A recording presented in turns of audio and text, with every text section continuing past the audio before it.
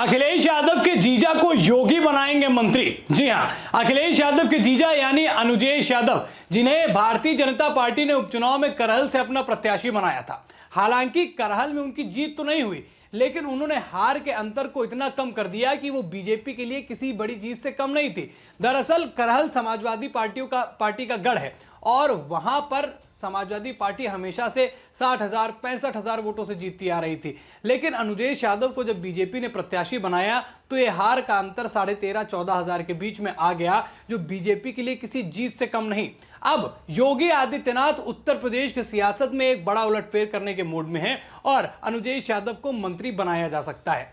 पहले भारतीय जनता पार्टी अपना राष्ट्रीय अध्यक्ष चुनेगी, जो आने वाले कुछ ही दिनों में इस बात की खबर आ जाएगी। उसके बाद उत्तर प्रदेश में प्रदेश अध्यक्ष जो है वो बदला जाएगा और इसको बदलते ही उत्तर प्रदेश में मंत्रिमंडल विस्तार होने की भी संभावनाएं जताई जा रही हैं। अब अखिलेश यादव के जीजा यानी अनुजेश यादव को योगी जब मंत्री बनाएंगे तो इससे न सिर्फ समाजवादी पार्टी के गढ़ कहे जाने के वाले करहल में एक बहुत बड़ा प्रभाव पड़ेगा, बल्कि प्रदेश की राजनीति में और अखिलेश यादव को थोड़ा सा मानसिक जो है वो कष्ट भी कहीं ना कहीं होगा, क्योंकि परिवार का मामला है और परिवार के आपसी मतभेदों के कारण समाजवादी पार्टी की स्थिति 2017 में क्या हो गई थी वो भी सबको पता है।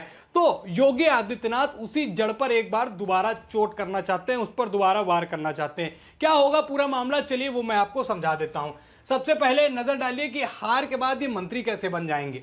देखिए, संविधान के अनुच्छेद 164 राज्य स्तर और अनुच्छेद 75 केंद्र स्तर के तहत किसी को मंत्री बनाने के लिए जरूरी नहीं है कि वो पहले से विधायक या फिर सांसद हो। अगर उसे केंद्र में मंत्री बनाया जाना है तो इसके लिए ये जरूरी नहीं है कि ऐसी सारी चीजें हों। और सेम यही राज्य में एक मंत्री बनने के लिए है। मंत्री बनने के बाद मगर उसके साथ कुछ कंडीशन जुड़ जाती हैं। वो ये है कि उसे 6 महीनों के अंदर किसी सदन का सदस्य बनना होता है। अब ये तो चुनाव हार चुके हैं, उत्तर प्रदेश में उपचुनाव होने की भी संभावनाएं अब कम नजर आती है। जितनी सीटों पर था सब में हो गया, तो ये कैसे बनेंगे। अब इनको बीजेपी जो है विधान परिषद का सदस्य जो है वो मनोनीत कर सकती है और उसके बाद इन्हें मंत्री बनाया जा सकता है। और अनुजेश यादव को मंत्री बनाने का ये जो एक खबर जो कि आ रही है, ये कोई बहुत बड़ा विषय नहीं है कि योगी आदित्यनाथ इस तरफ दिमाग लगाए, क्योंकि अखिलेश यादव के लिए एक नई बड़ी मुसीबत तैयार हो जाएगी। एक और नई इसलिए बोल रहा हूं क्योंकि उन्हीं के परिवार की अपर्णा यादव, उनके भाई की जो पत्नी है अपर्णा यादव, वो बीजेपी में शामिल हो गई हैं। उन्हें महिला आयोग का उपाध्यक्ष बना दिया गया है। संभावना ये भी जताई जा रही है कि इस बार अपर्णा यादव को टिकट भी दिया जाएगा आज 2027 के चुनाव में। तो उससे पहले 27 के चुनाव से पहले ही कहीं ना कहीं अनुजेश यादव को मंत्री बनाकर समाजवादी पार्टी का जो परिवार है उस पर कहीं ना कहीं एक मानसिक दबाव बनाने का प्रयास बाबा कर सकते हैं, बीजेपी कर सकती है। अब प्रदेश अध्यक्ष और मंत्रिमंडल का विस्तार, उस पर भी नजर डाल लेते हैं। देखिए, सबसे पहले तो इनको मंत्री बनाने से पहले जो उत्तर प्रदेश में एक वो चीज होगी, वो होगी प्रदेश का अध्यक्ष जो है बीजेपी का, वो तय किया जाएगा। अभी भूपेंद्र सिंह है। अब भूपेंद्र सिंह एक बड़े नेता के तौर पर देखे जाते हैं भारतीय जनता पार्टी में और पार्टी को मजबूत करने में भी उनका काफी जो है हाथ रहा है। तो अब उनको शायद मंत्री उनको भी बनाया जाए प्रदेश अध्यक्ष हटाने के बाद में। हालांकि पहले प्रदेश अध्यक्ष जो है वो चुना जाएगा बीजेपी का और उससे पहले राष्ट्रीय अध्यक्ष चुना जाएगा, तब ये सारी चीजें होंगी। फिर इसके बाद मंत्रिमंडल का विस्तार होगा जिसमें अनुजेश यादव का नाम भी आ सकता है, ऐसा सूत्र कह रहे हैं, और भूपेंद्र सिंह भी मंत्री बन सकते हैं। ये है पूरा मामला। तो क्या योगी आदित्यनाथ समाजवादी पार्टी को कमजोर करने के लिए, समाजवादी पार्टी के नैरेटिव को ध्वस्त करने के लिए और यादव वोट बैंक को अपने हिस्से में लाने के लिए, कुछ हिस्से को अपने हिस्से में लाने के लिए ये चाल चल सकते हैं क्या? कमेंट करके हमें बताइए। लेकिन ये चाल कहीं ना कहीं समाजवादी पार्टी पर भारी साबित हो सकती है, क्योंकि एक तरफ जहां अपर्णा यादव पहले ही बीजेपी में है, अब अनुजेश यादव भी बीजेपी में आ गए। जीत जाते तो बीजेपी के लिए सोने में सुहागा हो जाता, लेकिन बीजेपी अब इस मौके को गंवाना नहीं चाहेगी। मौका भी है, दस्तूर भी है कि अनुजेश यादव को मंत्री बना दिया जाए और उनको बाद में विधान परिषद का सदस्य भी मनोनीत कर दिया जाए।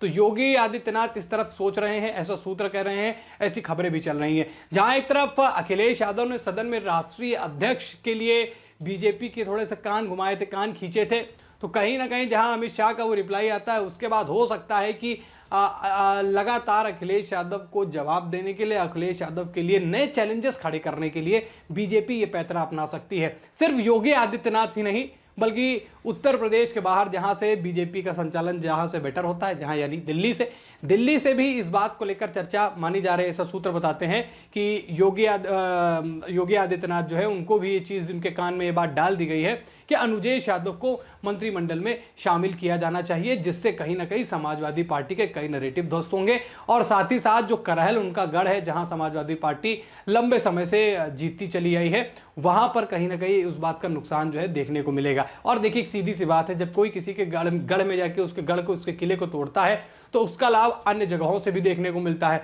तो हो सकता है कि 27 का जो प्लान बीजेपी तैयार कर रही है, जो 400 प्लस सीटें जो वहां पर है उन पर जो प्लानिंग कर रही है, उसमें कहीं ना कहीं करहल की सीट बहुत बड़ा रोल जो है निभाने वाली होगी।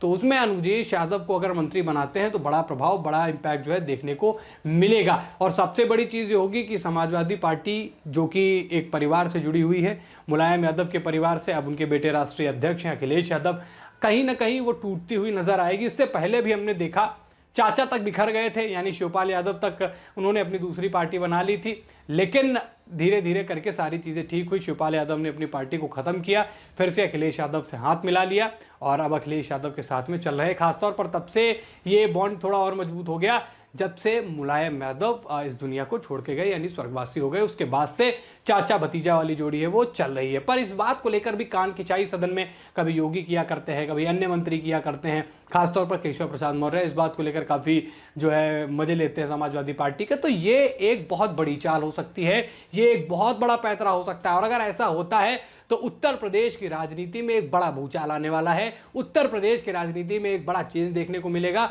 और समाजवादी पार्टी के लिए एक नई मुसीबत जो है वो खड़ी हो जाएगी। अब इस पर क्या विचार होता है कि क्या किसी एक अन्य बीजेपी के कैंडिडेट को जो जीता हुआ हो या फिर जिसके चांसेस ज्यादा लग रहे हो कि इसे मंत्री बनाया जा सकता है, उसे बैठा के अनुजेश यादव को मौका दे दिया जाएगा, क्योंकि 27 में दोबारा फिर से चुनाव होना है, फिर से नई सारी चीजें बदलेंगी, सब कुछ बदलेगा। हालांकि उतने समय के लिए ही अनुजेश यादव को अगर मंत्री बना दिया जाता है तो ये कहीं ना कहीं एक बीजेपी के लिए बहुत प्रॉफिट वाला सौदा हो सकता है, बीजेपी के लिए एक बड़ा गेम भी हो सकता है। अब प्रदेश अध्यक्ष चुनने की बात है, प्रदेश अध्यक्ष पहले बन जाएगा क्योंकि भूपेंद्र सिंह को भी मंत्री बनाए जाने की बात चल रही है। अब कहां पर ये दोनों सेट बैठते हैं, ये समीकरण जो है देखने के लिए थोड़ा सा बीजेपी को सोचना भी पड़ेगा। और अनुजेश यादव को एक बार आप ये भी सोचिए कि जहां उनको मंत्री बनाया जाएगा तो ओबीसी वाला फैक्टर भी कहीं से आएगा, तो उसका भी फायदा बीजेपी कहीं ना कहीं जातिगत फायदा भी जो है वो लेने के विचार में होगी।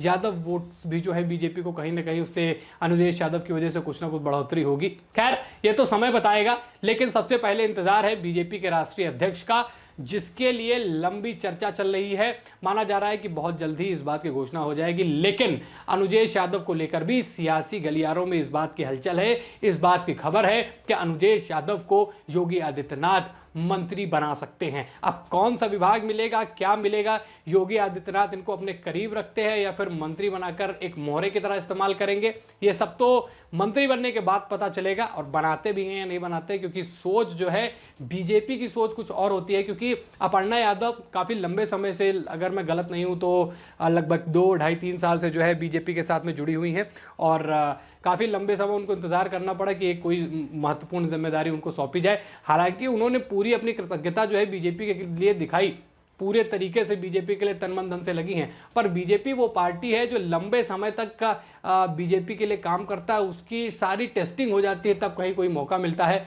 तो क्या अनुजेश यादव के साथ में भी यही होगा जैसे कि अपर्णा यादव के साथ में हुआ है, या हो सकता है ये भी कोई बहुत बड़ा विषय नहीं है कि समाजवादी पार्टी के ही घर के ही परिवार से जुड़ी महिला यानी कि अपर्णा यादव को भी मंत्री बना दें। ये खैर सोचने का विषय है। फिलहाल अनुजेश यादव को लेकर चर्चा तेज है। अनुजेश यादव को लेकर ये बात चल रही है कि योगी का जब मंत्रिमंडल का विस्तार होगा तो अनुजेश यादव उसके हिस्सा होंगे। क्या अनुजेश यादव को योगी आदित्यनाथ को मंत्री पद की जिम्मेदारी देनी चाहिए? क्या अनुजेश यादव को योगी आदित्यनाथ के मंत्रिमंडल में शामिल किया जाना चाहिए? क्या योगी आदित्यनाथ ऐसा करके समाजवादी पार्टी के वोट बेस बैंक को कम से कम खिसकाने में कामयाब होंगे? कमेंट करके अपनी राय जरूर बताएं। फिलहाल इस खबर में इतना ही। चैनल को सब्सक्राइब नहीं किया तो चैनल को जरूर सब्सक्राइब करें। फिर मिलते हैं एक नई खबर के साथ। इस खबर में इतना ही। धन्यवाद।